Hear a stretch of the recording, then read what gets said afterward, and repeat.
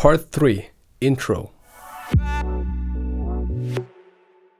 In this segment, we're going to talk about the intro section of the song and then get into sound design a little bit as well. So first, let me play you this entire section and then we're going to talk about it and pick it apart. So here it goes.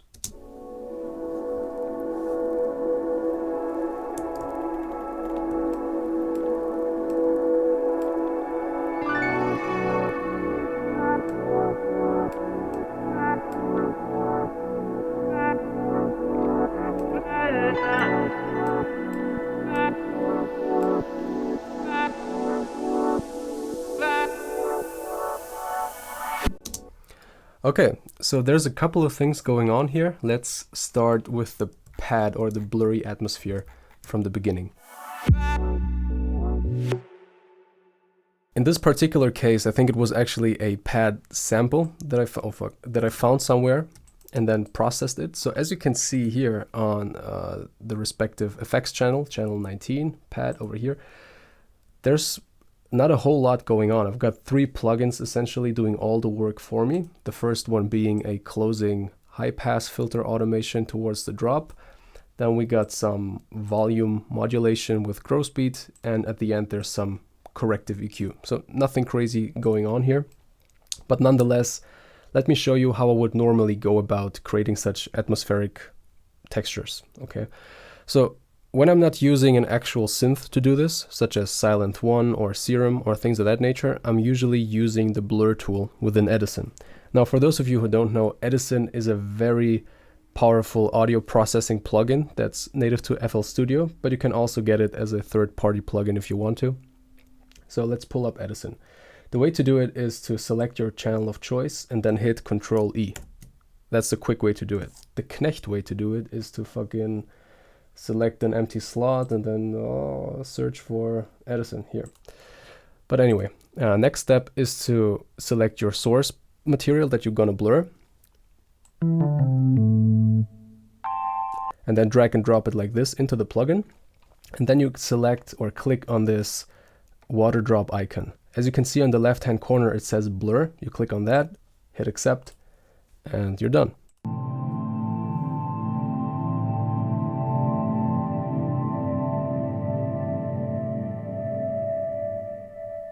As you can see, it's super simple. You can literally create a pad in like 2 clicks. So this tool is great for ambient textures, drone sounds, atmospheres and stuff like that in general. Just experiment with the source material and the settings a little bit. There's great fun to be had with this tool. Now, the way the blur tool works is similar to the convolution reverb. I'm sure you've seen this as an FL Studio user, but not a lot of people like to use it because it's a little bit complicated to understand at first. But if you're interested in how the Convolver plugin works, there's great content on YouTube already that explains it well. So I highly recommend you do check this out. I won't get into much detail here because we're not talking about reverb. But it is an amazing plugin because it can potentially save you a lot of money. You know, instead of buying expensive reverb plugins, you could just use the convolution engine and use free impulse responses from real rooms and expensive hardware to emulate those reverbs. But anyway, how does the blur work? According to the FL Studio manual, it's by multiplying noise with the waveform. It says the impulse function is cross-multiplied with the source in a moving average to smear or blur the sound. Everyone got that? Yeah. What does any of this even mean? Alright, to illustrate this effect, here's another analogy from the visual world. So we're gonna take this party horn sound right here and then blur the audio in 3 different stages from completely unprocessed to 50% processed to fully processed. And at the same time, we're going to apply similar visual effects to the video to make the mechanism of this blur tool more clear. So for the video, we're going to multiply some static noise with the footage and then let the noise influence or displace the original footage as well, and then blur the multiplied version to average it out. So let's start with the unprocessed version first. Okay, now we add a little bit of blur.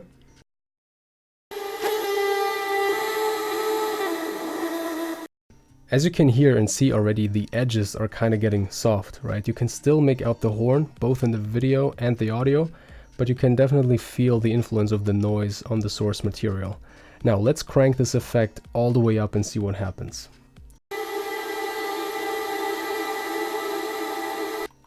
See, now the horn is barely recognizable, right? It has been completely washed out by the noise. And the cool thing is you can see how the noise affects the audio and the frequency spectrum as well.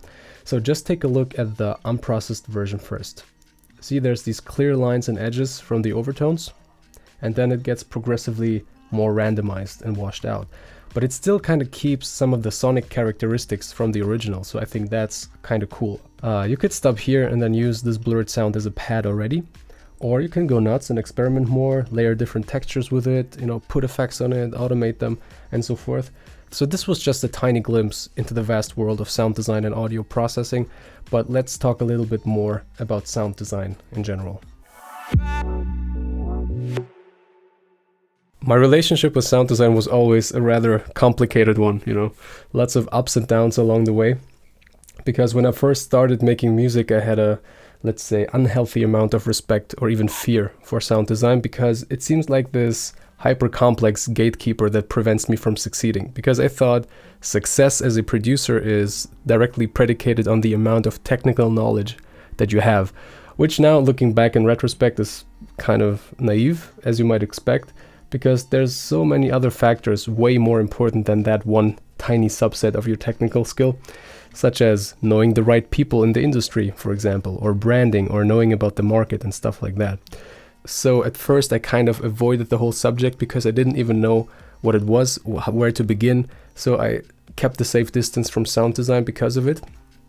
And then a couple of years later, I was suddenly completely obsessed with learning all about the technical side of music production, because I thought this is where the gold was. I thought this is what separates the shit producers from the amazing ones. And so I kept a couple of years of running in that circle. And now I'm more focusing on the more artistic side of the craft. So I think it's an ebb and flow type of thing. About every 3 years or so, sometimes you're more on the technical side, then you're more on the metaphysics and so on and so forth. I think it's a natural cycle, to keep yourself interested in the subject. So my current perspective on sound design is, I don't think you have to be an expert in sound design in order to make good or even great music, especially these days with tools like Splice, where you get all the best sounds right at your fingertips. Because back in the day, good sample packs were few and far between, so you kind of had to be somewhat decent at sound design to even begin to sound professional. So it's really different today, which I think is good, because we're focusing more on things that matter, like composition and making people feel stuff and songwriting. But anyway, music production has so many different aspects besides sound design that it's not even necessary to be great at everything. In fact, I think you can only be exceptional in a few fields anyway, because, depending on your personality.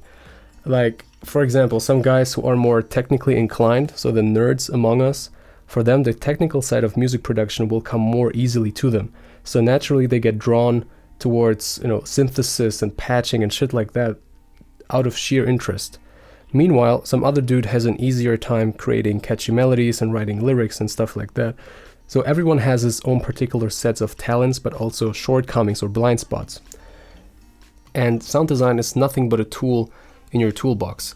A really powerful one, but still just a tool, just like music theory is a tool and many other things. So if you're great with sound design, that's cool, but nobody thinks you're less of a person just because you can't recreate a sound from scratch. I mean, it's a cool flex, don't get me wrong, but it's not as useful as it sounds. Now, that being said, I think it's good to have at least enough experience with sound design to do some damage. You have to know what these knobs do, at least on some level, because ignoring even one aspect of music production will cripple your progress. Or to put it in the positive, learning about sound design can unleash some of your creative potential. So it's something to get excited about, not something to be afraid of and avoid.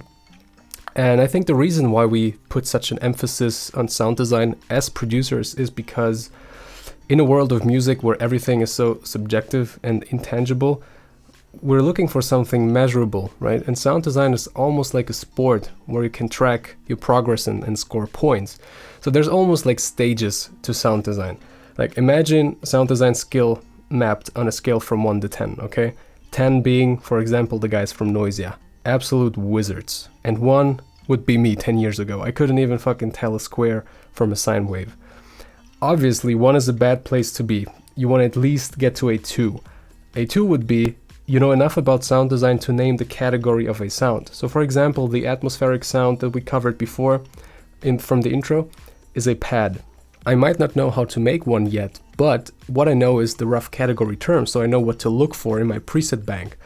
And that is an advantage over someone who knows nothing about anything, right? I don't know anything about synthesis, but at least I know what to look for.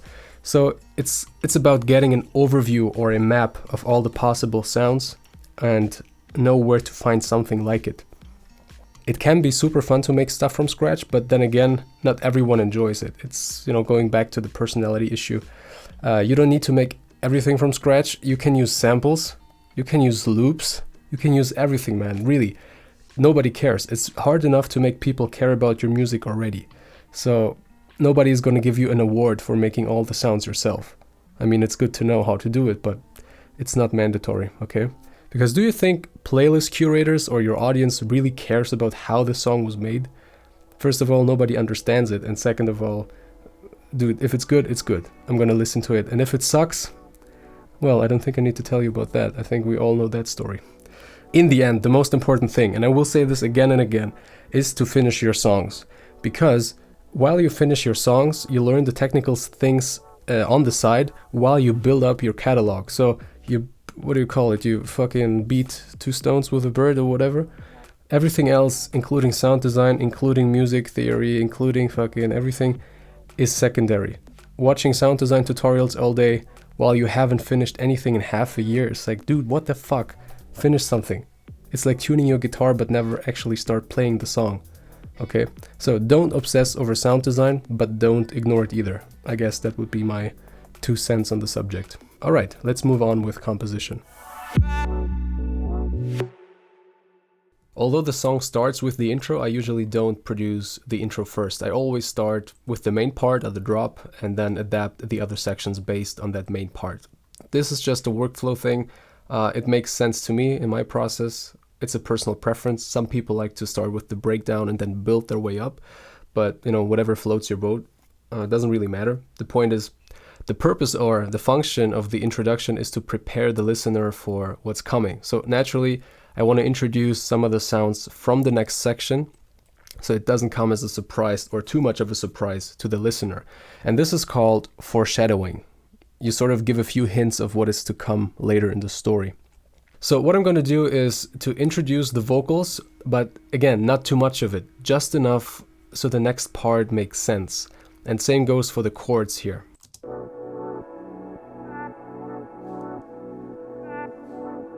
These 2 elements have a low pass filter on them because I'm not going to give the full range yet. It's still kind of distant and it's still not here yet.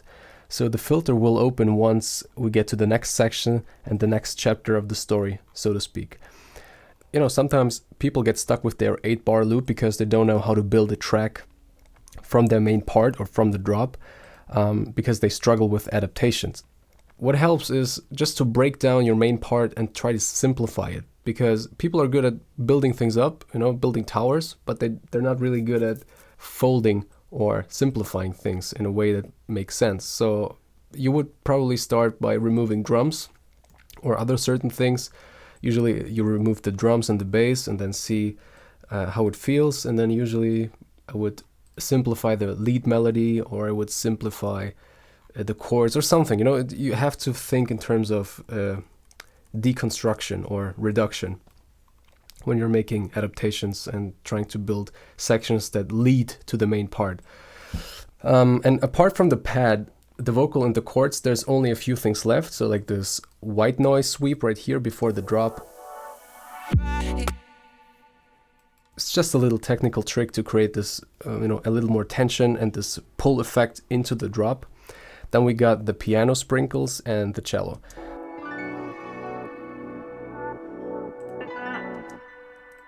There's a cello part in the middle of the song, so I thought I'd introduce it right away so it doesn't come as too much of a surprise. And the reason for the piano sprinkles, I don't know what else to call it, it's gonna reoccur, but in a different function at the very end. It's gonna be the resolve or the conclusion of the song.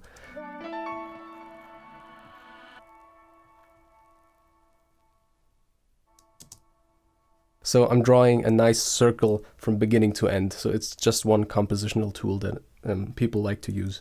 And that would be it. That's it for the intro section. In the next segment, we're going to talk about drums.